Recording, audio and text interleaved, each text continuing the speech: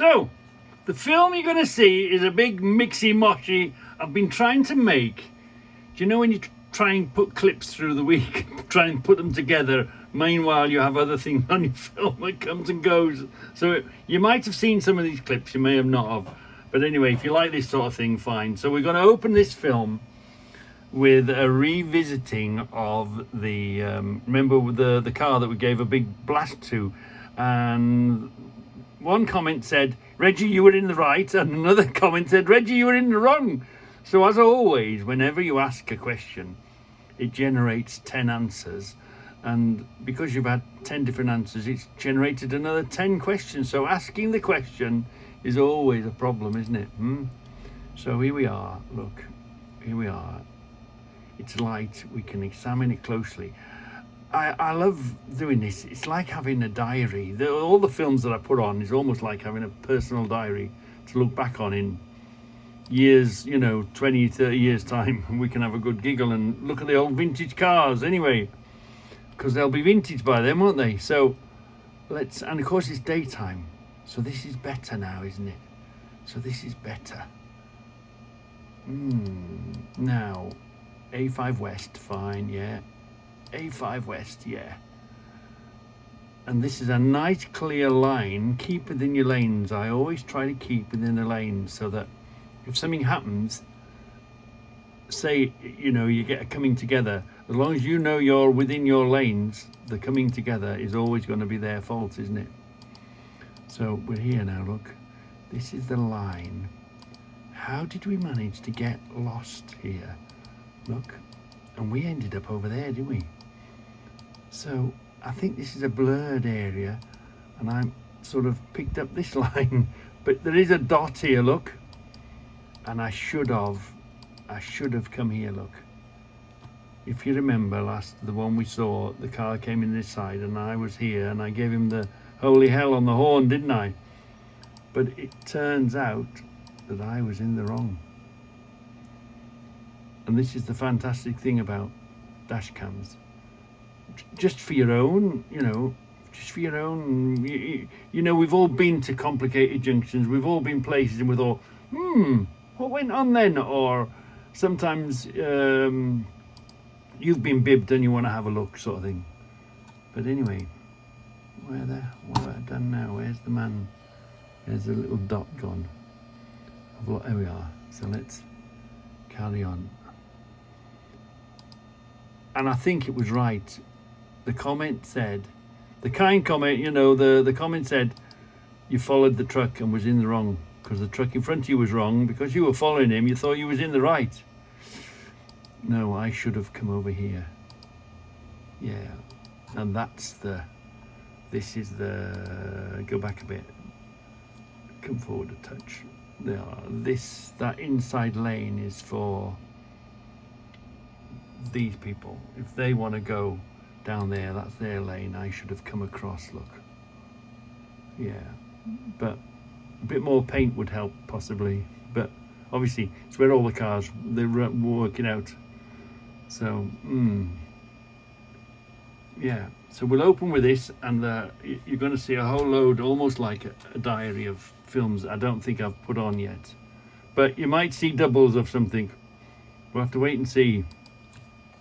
So here we are again. Let's put ourselves in the lane where the car was, because in this particular instance I'm going right anyway. I'm going into the services. So this is where the car was. I was over there, wasn't I? Yeah. And let's see. We're going to have to jump this one forward. Let's jump forward onto the next one. Push that to the lights change. Hold on. Let's go back to where the lights change. There we are. Right, so let's go forward. This is where they were. I was up the side. I was in the other lane. Now it happens to be I am going right. Am I? Yeah. So yeah, it's clearly marked there, isn't it? That's where shall we call it confusion for convenience? Do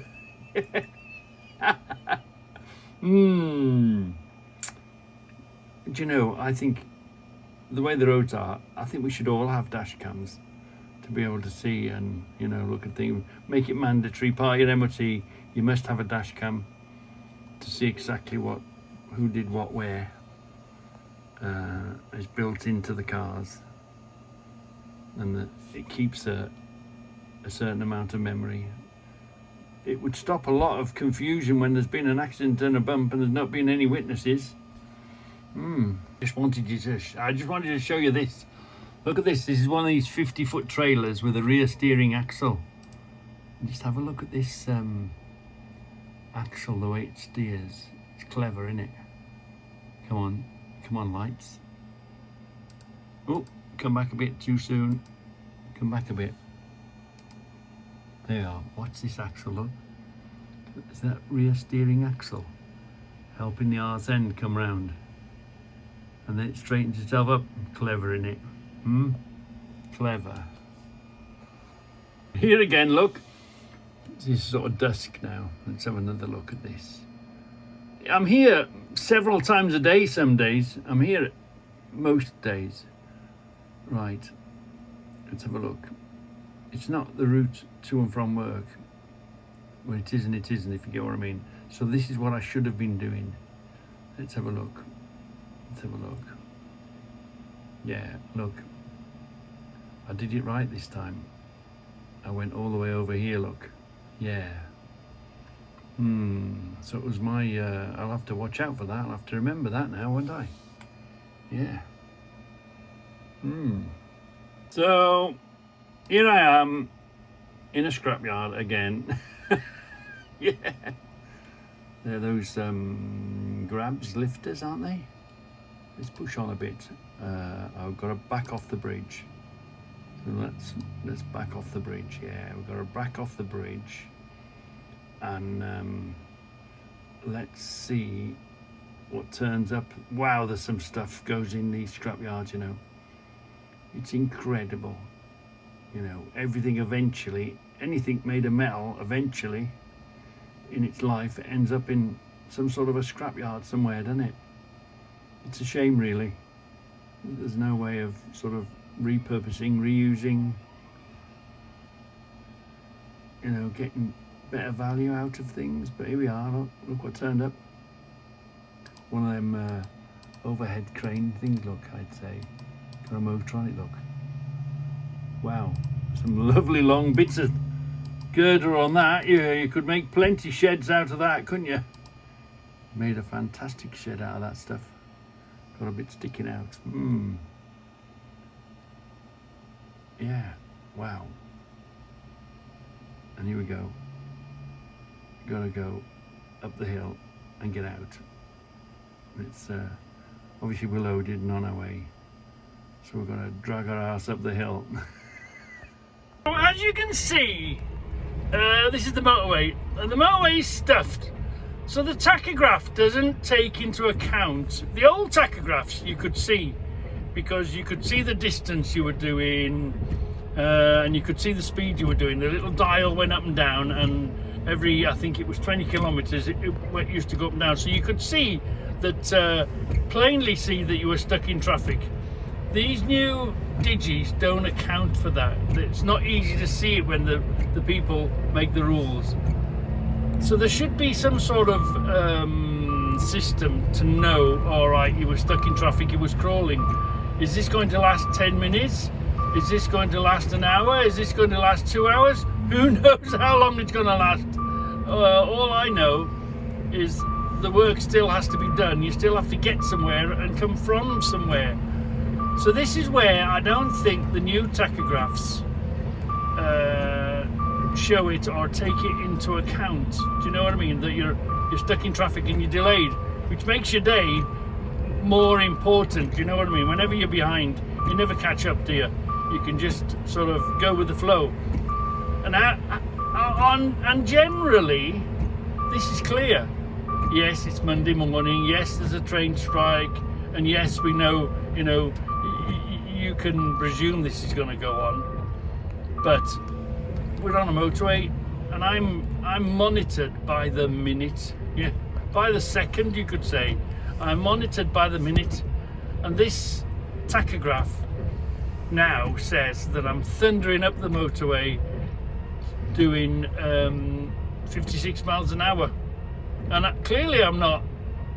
So there needs to be a cleverer tachograph, or the tachograph take into account these things, because otherwise the stuff wouldn't get delivered.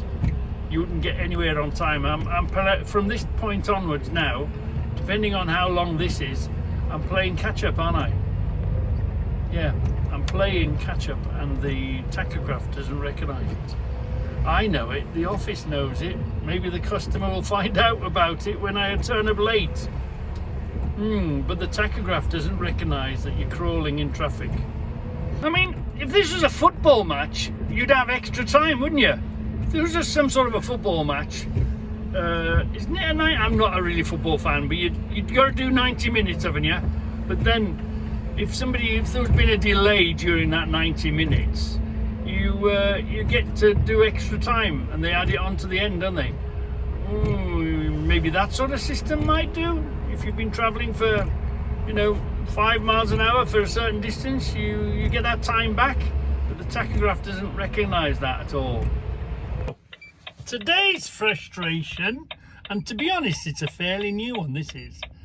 I was here, I couldn't get a booking in slot. I couldn't even get permission to come down here. I couldn't even book in. I was 2 hours early, which is very unusual. And then it was even more unusual not to try and sneak a slot in. Apparently all the slots were taken because you use a booking in system. So it's something new, this was.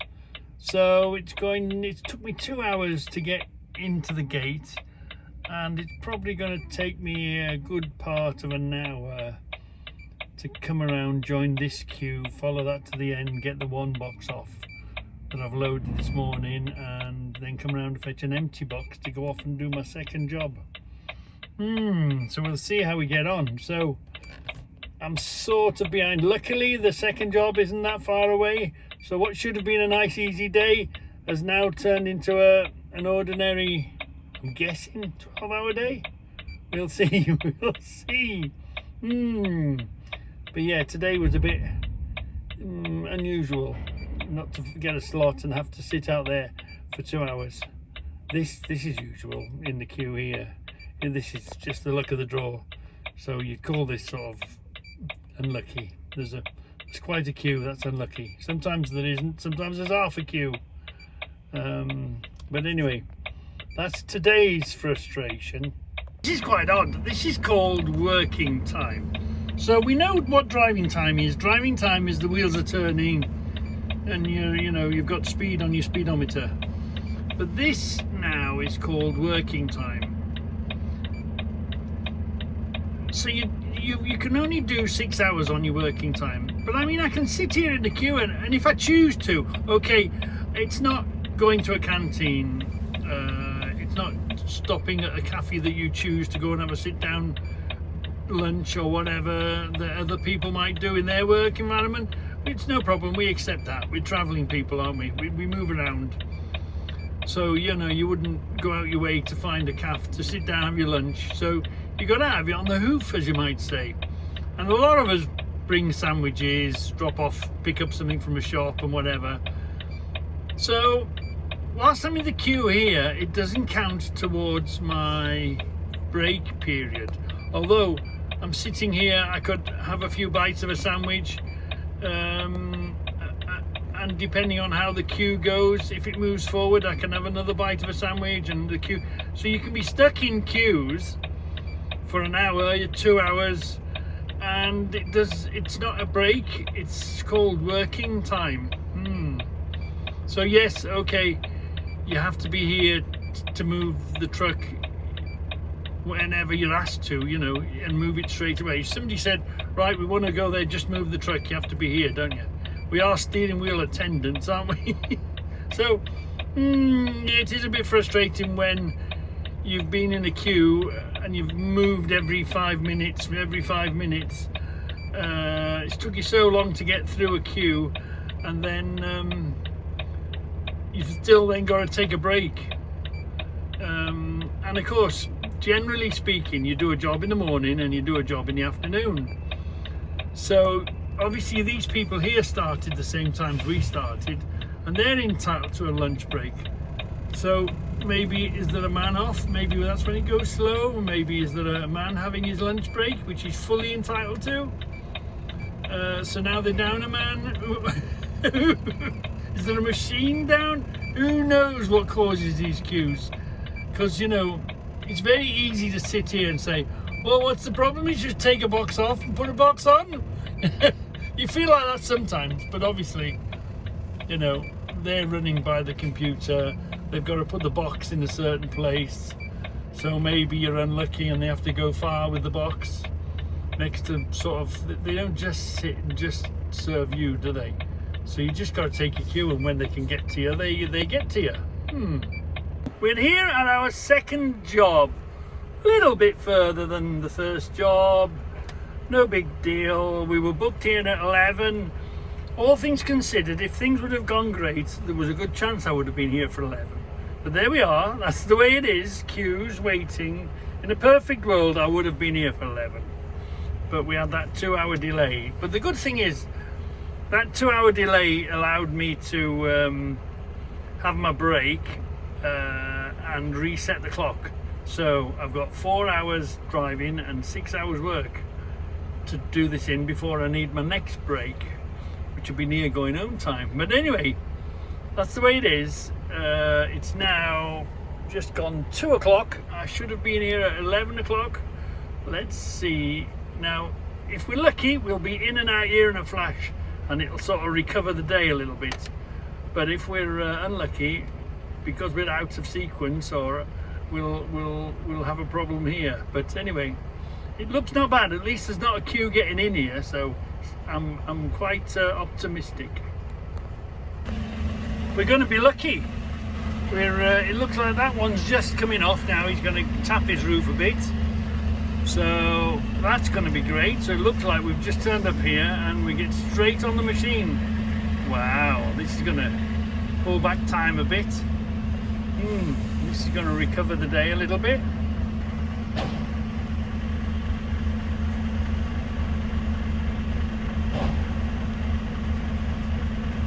Let's tap him down. So we had a little diversion this morning, didn't we? We'll correct that.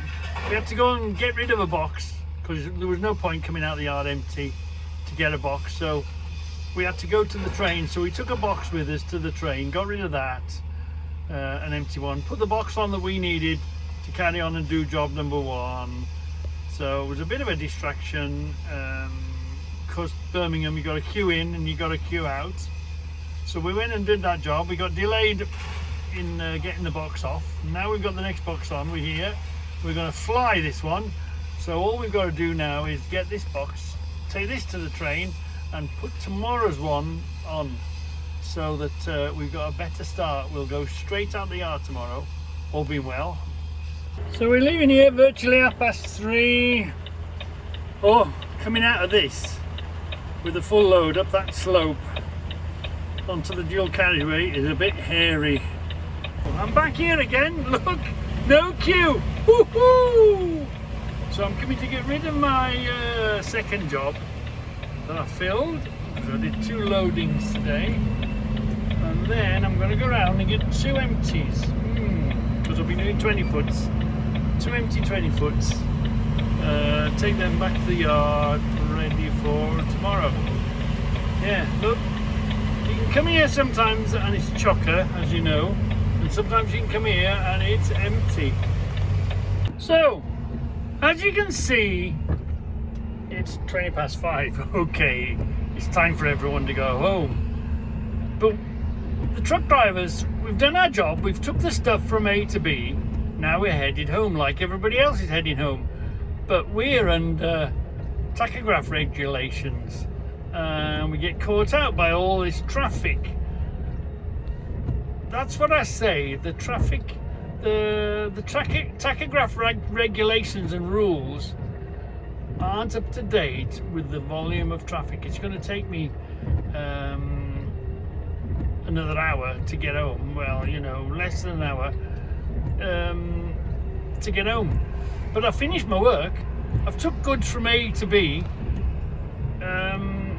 this is where I think, and of course I'm going to be crawling in traffic all the way now, and I think this is where the tachographs fall foul of how busy the roads are, how much traffic has now grown on the roads.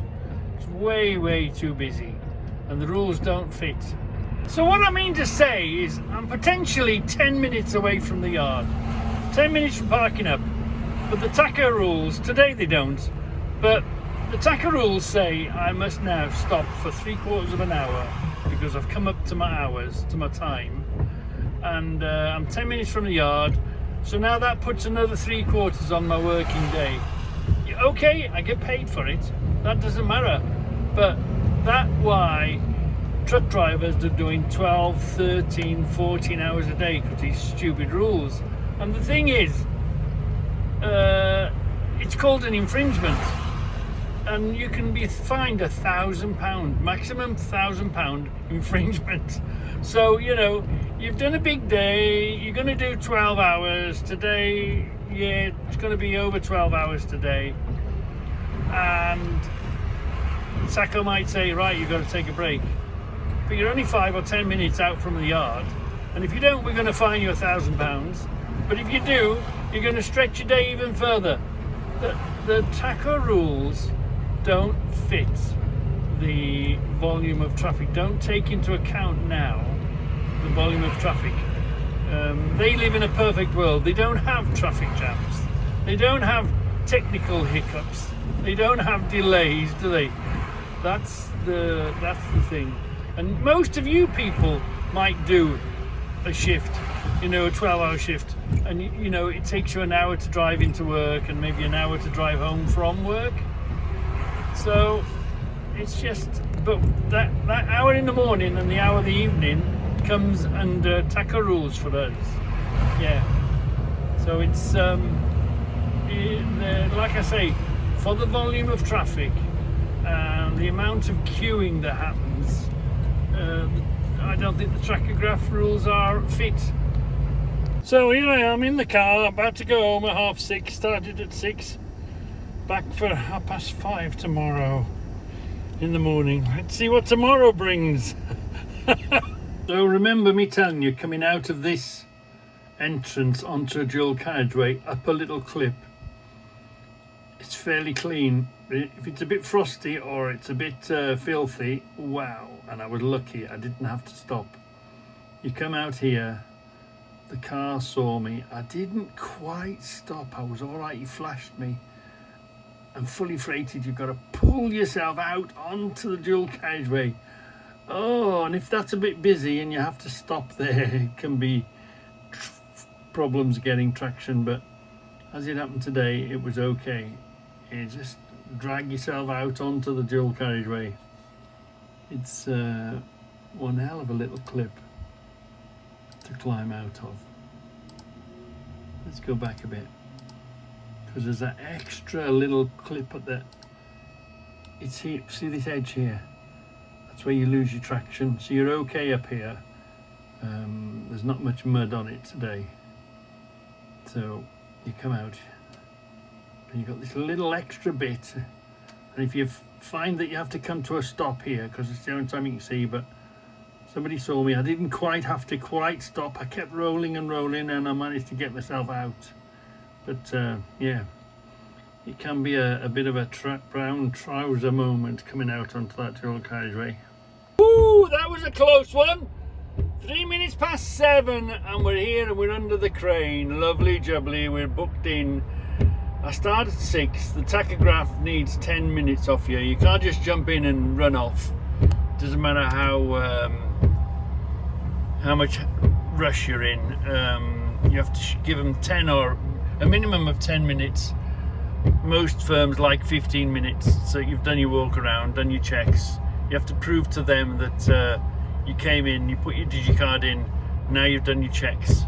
So you've got to give them 10 or 15 minutes from when you put your digicard in, not from when you turned in, not from when you booked in, from when you physically put your digi in. And then luckily the the trailer was in a handy place to pull to get out of, so that was no problem. Hook under the trailer, get down here. Luckily the traffic was flowing all right, nothing came to a stop. It was a bit sticky, but that's what it's like first thing in the morning. I was thinking, oh my god, this is going to be closed. Oh, this is going to be closed. Anyway, I came through the door on site here probably 5 minutes to 7. Booked in, went through VBS, vehicle booking number. You get a number, look. VBS, you get a 7 o'clock VBS, yeah. He says to me, don't be late, Reggie, because booking times are scarce, and if we miss this booking time, there won't be another one for a while. So anyway, we're here. It's 5 minutes past 7, and we're here. So all is good. All is good. He's feeding that to the. He's taking it off the train, and then he's feeding it to the heavy lifter, and the heavy lifter's coming to get it. Look. Easy peasy. So, we better put a bit of go-go in it. Yeah, I always think a Corva tank is empty. So, and we're not far from one of my favourite fuel stations. There's two. Tamworth Services has got a big lid on it. And this place we're going to go now and get a bit of fuel in. The trouble is, they make you, if it's piddling down with rain, you're going for fuel. There's not many places with a lid on it for filling up trucks, but there is two down here, so I'm going to go to my local garage near to here, and it's got a lovely big lid on it, so you can stand there and you won't get soaking wet whilst you fill the truck. 350 litres later and off we go. Look, this place has got a roof on it, so if the heavens do open, you don't get soaking wet when you're filling it. Woohoo! I've not been to this place before, I'm just following my sat nav. Anyway, the bleeding junction I wanted was locked off. It was flooded, looks like. So now I'm stuck on the A1 going the wrong direction. But you know, the A1 is one of those main routes, so there's not many junctions. And some of them are one-way junctions. So first of all, there's been a bump of some sort here, so we're in the queue. So then I've got to go past the bump to turn around somehow, and then to come past the queue again, to go past the bump again, to go back up north. Bloody hell, what a day. But these things, these are normal. There's always something in there. There's always something that'll come along and get you. And I haven't even got to the customer yet. So, this is the trouble, look. I'm still a good hour away. I didn't finish till 7:15 by the time I got rid of the box. Anyway, this is the quickest route. The roads are just full. The roads are just... What year did they make the tachograph regulations, and how many cars were on the road? And and the same, how long have we had the same tachograph regulations? And how many more vehicles have come on the road? It's just madness. I know it's a bit of a rush hour, but it's just craziness. And most of them are all single occupied vehicles coming and going to work. Is it the volumes? Are we, you know, should we find some way to intensify? No, to encourage these people to car share? How many of these people are passing each other's homes, working in the same place, going home, or in the same industrial estate? Fuel's got to get way more expensive. You can't beat, public transport is terrible. You know, it's useless. You can't beat. And should we have cars, and we've had them, you know, we benefited from them. Should we have cars that are 20 quid a year and a couple of £100 insurance? These little Peugeots and Citroens. It shouldn't be that cheap to be on the road. It should be quite expensive to be on the road. That would force people to share cars and think of a better way. Because all that's going to happen is the public transport don't work, the railways don't work, there's nothing to look forward to. You know, they're not going to get on push bikes, are they? You know, they push these push bikes. No one's going to get on a push bike. And maybe try and encourage them to use motorcycles. Who knows? So anyway, I'll just we'll push this forward slightly, and we'll watch the signs. And we had one. Where were we? Yeah. So there's a straight on lane and a left lane. So we're all right. We're in the right place. We're going right. They're going right. They're going right. We're going right. We've got 3 lanes to go around here. So we're okay. Those 2 go straight on and to the left. And watch this. Watch this one here. Watch this one here. Didn't even put an indicator on. Try to push his way across. Like I say, stay within your lanes, and then if something happens, you're guaranteed that they're coming into your lane. So follow, pick the lane, watch the road signs, know where you're going to go, and stick to your lanes. And here he comes, look. No indicator. No indicator at all, just trying to push his way over. And I'm, hold on mate, where the hell are you going? I wasn't sure whether you're going to go straight on. What was he going to do? There's no indication at all. He's trying to push, now he puts an indicator on. And I'm still in the lane that I'm meant to be. Just stick to your lane.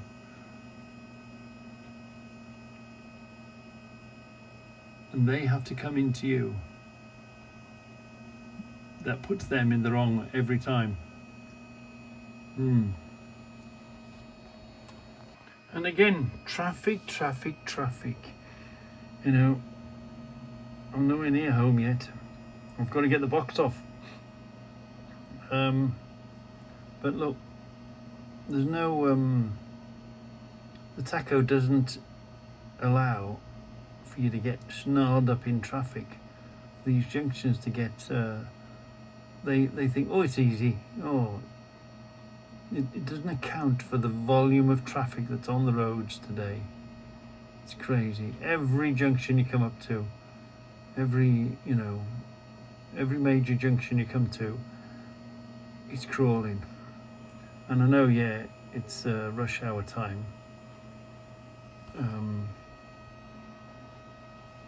But yeah, the tacho doesn't take into account the huge volume that there's come on the roads. They're way more busier and busier every year.